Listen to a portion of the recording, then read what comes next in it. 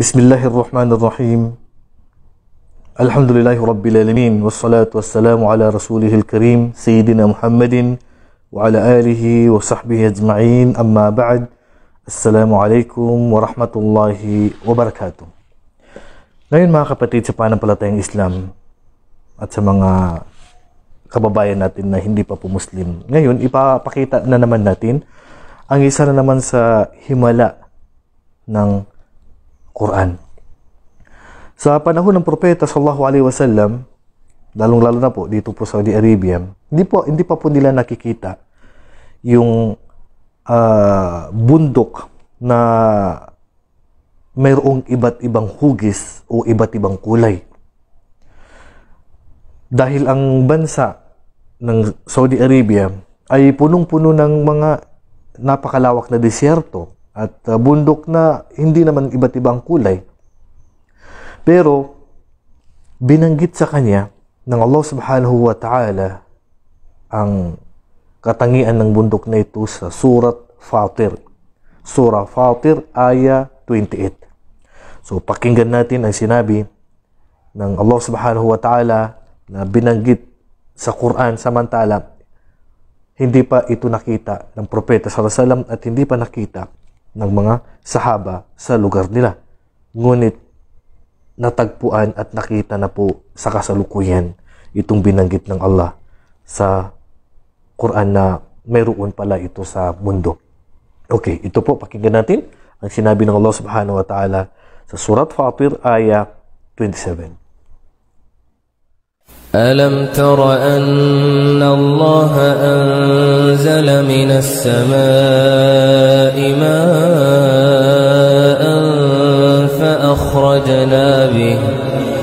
فأخرجنا به ثمرات مختلفا ألوانها ومن الجبال جدد بيض وحمر مختلف ألوانها وغرابيب سود. So yan po sinabi ng Allah subhanahu wa ta'ala. Sabi ng Allah subhanahu wa ta'ala, Alam tara anna Allah anzala minas sama. Hindi mo ba nakita ya Muhammad na katotohanan ng Allah subhanahu wa ta'ala ay nagbaba mula sa langit ng tubig, which is ito yung ulan. Sa pamamagitan ng ulan na ito, sabi ng Allah subhanahu wa ta'ala, فَأَخْرَجْنَا bihi, ay inilabas namin mula dito ang mga iba't ibang uri ng prutas. So kung bibilangin natin ang prutas sa mundo, hindi po natin kayang bilangin mga kapatid. Iba't ibang uri ng prutas at iba't iba ang kulay. So binanggit na po ng Allah sa Quran yan.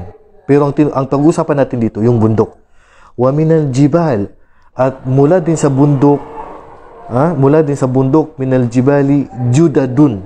Ang judad dito ay mayroong iba't ibang hugis o mayroon siyang mga linya, ginuhitan, o mayroon siyang mga daanan. Yan ay isa sa tafsir ng mga tafsir o pagkahulugan ng ating mga scholar.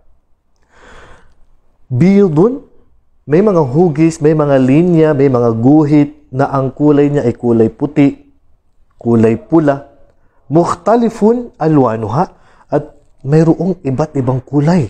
Subhanallah. Ibig sabihin, hindi siya kinulayan. Kumbaga, natural po ang kanyang kulay.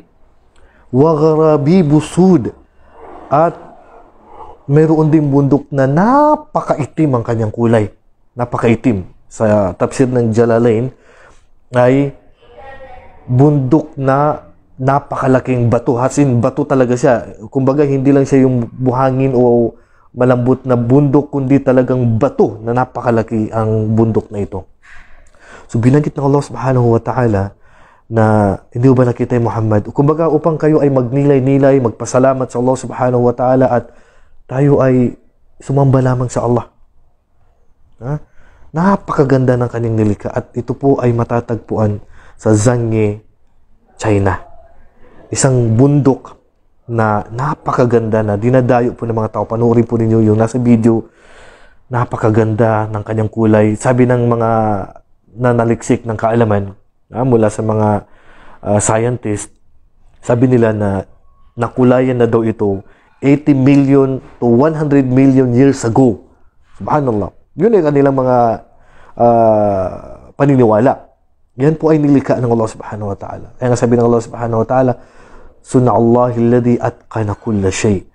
Ang gawain ng Allah subhanahu wa ta'ala, mga nilikha ng Allah subhanahu wa ta'ala, ang ginawa ng Allah subhanahu wa ta'ala na siyang pinaka ginanap niya. Perfect ang pagkagawa ng Allah subhanahu wa ta'ala sa mundo. Lahat perfect ang pagkagawa ng Allah subhanahu wa ta'ala. Napakaganda.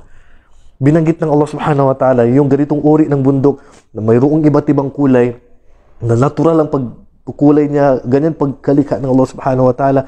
Binanggit na niya sa Quran na hindi pa nakita sa panahon ng Propeta sallallahu alaihi wasallam at wala pa sa lugar niya, pero matatagpuan na pala kasi yan po, binanggit na po ng Allah sa Quran. Ibig sabihin, ito ang miracle ng Quran.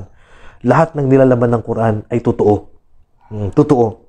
Hindi binabanggit ng Allah subhanahu wa ta'ala pero walang katotohanan at hindi nag-i-exist dito sa mundo. So, magdadagdag dito ang ating pananampalataya na walang karapat-dapat na sambahin kundi Allah subhanahu wa ta'ala, kasi ito po yung himala ng Quran. Binanggit na niya na kahit na hindi pa nakita ng Propeta sallallahu alaihi wasallam, pero ngayon nandyan na pala yung nabanggit sa Quran na yan, yung napakagandang bundok na yan na matatagpuan sa Zhangye, China. So hanggang dito na lamang. Wallahu a'lam wa sallallahu ala nabiyina Muhammad wa ala alihi wa sahbihi ajma'in. Assalamu alaikum wa rahmatullahi wa barakatuh.